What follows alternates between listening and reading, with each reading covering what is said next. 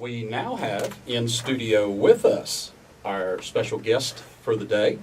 Had a little difficulty getting here all the way from Columbia, but she made it, and we're glad to have her along with us. Folks, I'd like to introduce you to a voice that's not unknown on the airwaves of WRD, and that would be the president of the South Carolina Policy Council, Ms. Ashley Landess. Thank you for being with us. Well, thank you so much for having me, and I am sorry about the technology mess-up. Hey, that's quite all right. You should have seen the first show. Talk about a technology mess-up. Never noticed it. Getting a little better as we go, but still a lot of room for improvement. But, folks, I don't want to waste any time in this segment because we've got some what I'm going to call breaking news that you're not going to hear, by the way, on the newspaper at the Greenville News. You're probably not going to hear about this on WYFF, WSPA, or even, oh my gosh, Fox 21. You know, that ultra-conservative news channel is not going to tell you what you're getting ready to learn here on Conservative Voice. You know, we have got, just put a little foundation here, we've got a Republican-controlled legislature. We've got a Republican governor. We've got Republican constitutional officers in South Carolina. We also have problems, for example, with folks being thrown off the ballot last year, some 250 candidates thrown off the ballot. We have problems going on with that. We've got, you know, a former lieutenant governor that was, charged and convicted with ethics violations. We've got a current Speaker of the House who is under investigation.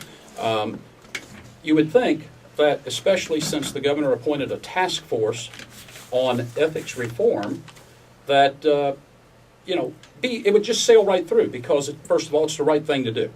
Second of all, we've got all Republicans, and, aren't all Republicans ethical, moral, decent, honest, hardworking American people that want the right things for you and I?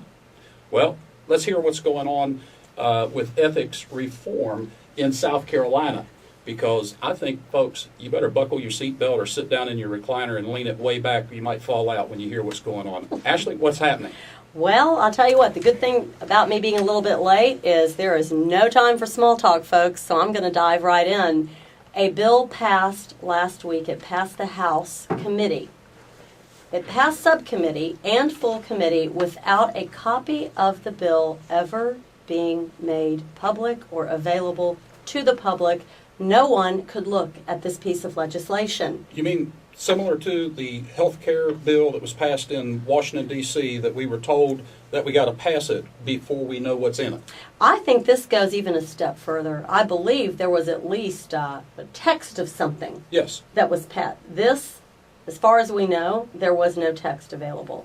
The bill was introduced as a shell bill, folks. That means a title, a description, no and a bill text. Number. Right. But it as far as we know, and again, I don't know what those House members were looking at, those committee members. I know we couldn't see a piece of legislation, couldn't get it up until it had already passed full committee. Now, I've spoken with folks in watchdog groups and journalists, folks all over Columbia who have been there for a little while, and no one can remember a time when this has been done, when they pushed a bill through this way. But let me tell you what's in it. This bill was pushed by the Speaker of the House. And just to get to the chase here, at a time when we are organized, think about this coalition, Harry, of folks that we've brought together over the last several months. You have Common Cause and the South Carolina Policy Council. Yes. You've got Rhino Hunt and the Progressive Network. Yes. You've got the Coastal Conservation League. Environmentalists. That's right. The League of Women Voters, Tea Party organizations, the Campaign for Liberty. Folks, you have a coalition that has not come together really ever, at least not that I can think Because of. those other guys have always been considered the enemy to what we want, whereas in this case what we want is ethical, good government, and both sides want ethical, good government. Right. They have some different ideologies, but in this vein, we've got a lot of commonalities as well. Absolutely. Folks are coming together around this theme of, let's end the corruption. Let's restore citizen government. And we all want the same thing here. Yes. And I don't think I've ever seen this many energized citizens. So here's the climate. People across the aisle want the separation of powers, the transparency that you have to have in order to have good government. That's right. Well, even better, freedom. Freedom. Actual Absolutely. freedom and control of your government. We have the highest concentration of power and secrecy in the nation, and we've put that out there. Everyone knows this is going on. So what do? What do? They stall legislation that would actually do some of the things we've talked about. Yes. None of that, as far as I know, has made it anywhere. No. But you know what has made it? This piece of legislation has passed subcommittee and committee within a couple of days. It's been right across the desk. It's coming up. And in a nutshell, folks, this legislation decriminalizes ethics violations. Wait a minute. Decriminalizes. Decriminalizes ethics violations. So, just to set the record straight, if this legislation is passed by the House, makes its way through the Senate, signed by the governor, goes into effect, the very things that Ken Ard got in trouble for would no longer be considered criminal, and therefore you can get by with doing it. I think that's right. I think at least some of the allegations, yes, that's correct. That's correct. In other words, if you use your campaign fund to benefit yourself personally, yes, no longer a crime. If you use your office for personal benefit, no longer a crime. Folks, essentially, the highest fine that we see on here is something like $2,500. Now, they've replaced where before you actually had to do possible jail time right, for violating these ethics laws. Now, there's no prison. Wait, I'm sorry, let me take that back, Harry. Folks, there's one crime, I think, that's still in there. There's one thing that you can still be criminally charged right. for. That's right. You know what it is? No.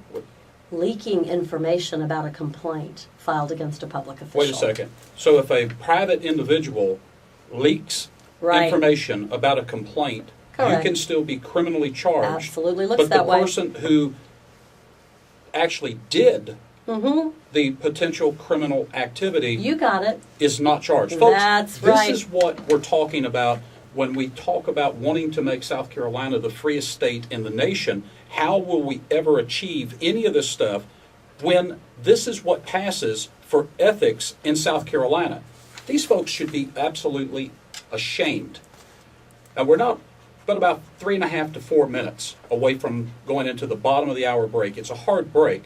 I want to give out the phone numbers again because I'm hoping that there's some folks out there that are listening to this that are just as appalled as I am. Those phone numbers is 232-9673 and 574-9673. So, Ashley, how long did it take from the time that this legislation was sponsored until it made its way through the subcommittee and committee process, and now apparently possibly could be heard as early as Tuesday or Wednesday of next week on the full floor of the House? Maybe 2 days, Harry, from start to finish on the process of the committee. Right. Right. Now, I think that's right. To put this in perspective, most folks are very supportive of an idea of school choice, where parents can keep some of their own money and send their children where they want to go to school. And that idea has been bantied about now for over 20 years.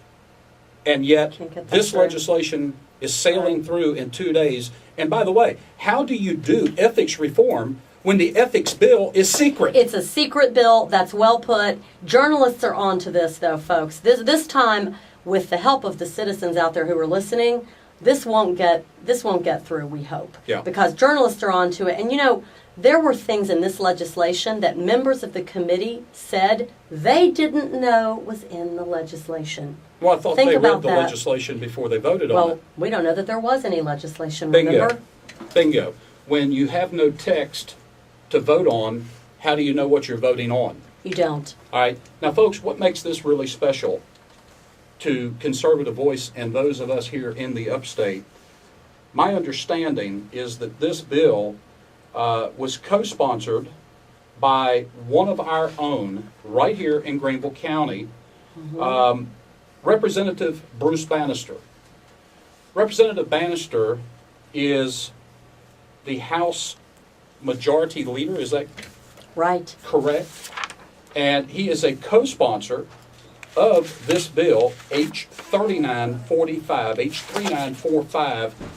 I think Representative Bannister needs to do some explaining to not only his constituents in his personal district, but also to the rest of Greenville County as to why a bill that had no text was not made available for public input, had no citizens present during the subcommittee and committee meetings, because what would you be there for when you have no idea what the bill is saying? Representative Bannister, how do you explain to the people in your district and to the people of Greenville County how you support an ethics bill that decriminalizes criminal activity? You bet. I think that's an explanation everybody deserves. And I want to just say this too, there is so much more to talk about in this legislation. But what people need to understand is this process, the way they pushed this through, in my memory, 15 years of being at the South Carolina Policy Council, John Krangle of Common Cause, 27 years, a journalist over at the state newspaper, 20 plus years. Yeah. You know, we don't remember a time when they've ever done this. It was a secret bill. It was secret, and for most of the time, all the time, it was being considered in committee. And here, the reason why, though, is becoming very, very clear to us, Harry. Yeah. I think we know why this bill was kept secret. Yeah. But I don't want anyone to have the illusion that this is ethics reform. It is not. It's the exact opposite. It's we're going backwards. Dangerously so. Yeah. Well, we're coming up on the break, and I want to give out the phone numbers again. I hope that as you hear what is happening here in South Carolina by a Republican-controlled legislature, that you'll just say enough is enough. Something has got to be done. I want to give out those call-in numbers one more time. Hopefully you'll call in during the break. We can have some interaction there. We're looking at 232-9673 as well as 574-9673. You're listening to Conservative Voice with your host, Harry Kibler, and we will see you when we come back from break. Thank you.